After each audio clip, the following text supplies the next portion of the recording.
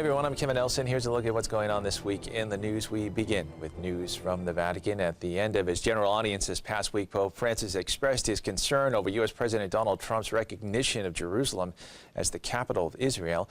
The Pope joined a number of Middle Eastern and European leaders who also objected to the president's move, saying it would further complicate peace negotiations. Rome Reports has more from the Vatican.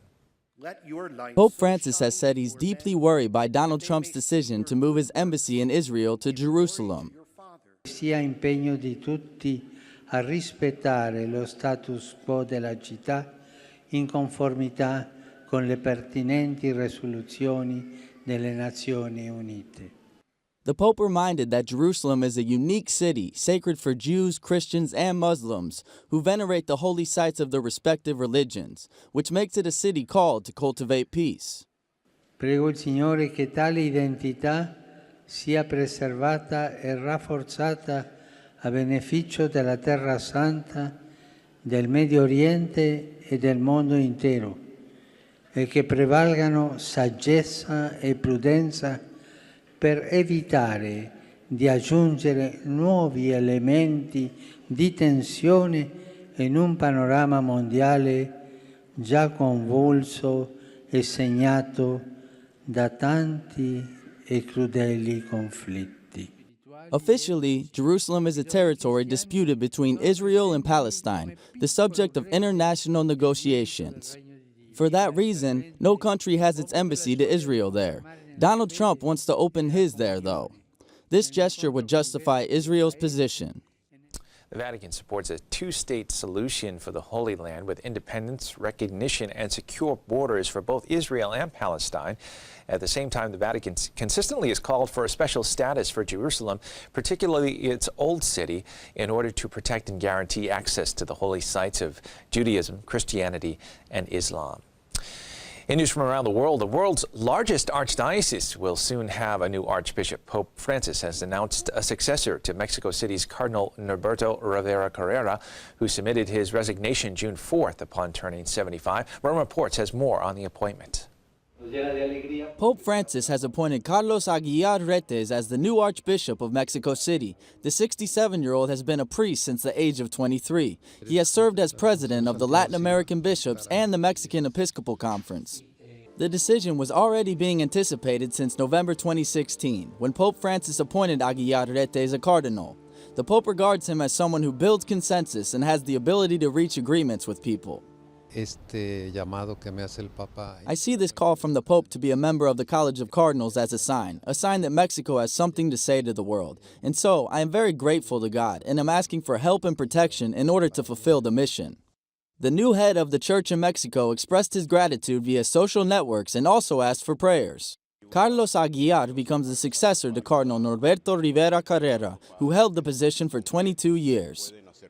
News from around the country. At a news conference this past week, March for Life organizers announced plans for the march and the rally coming up in January. The theme for the 2018 march is Love Saves Lives.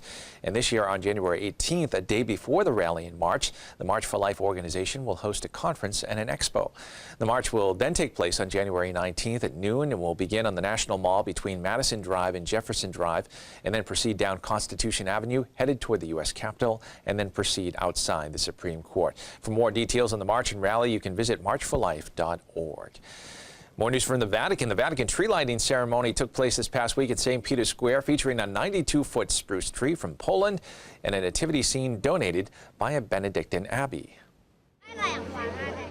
For another year, everything was in order in St. Peter's Square for one of the events that begin Christmas in the Eternal City. The Vatican has lit its Christmas tree and presented its nativity scene. First, though, Christmas carols had to be heard.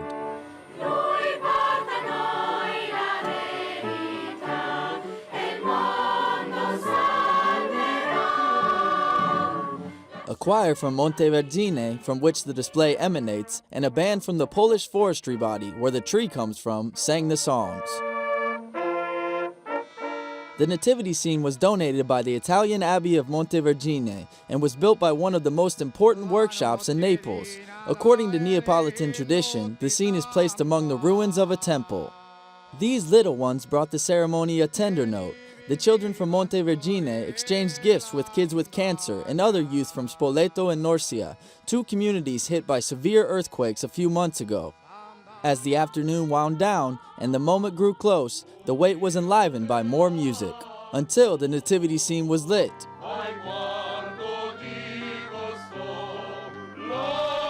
Minutes later, the tree. The fir, which measures 92 feet, was donated to the Vatican by Poland.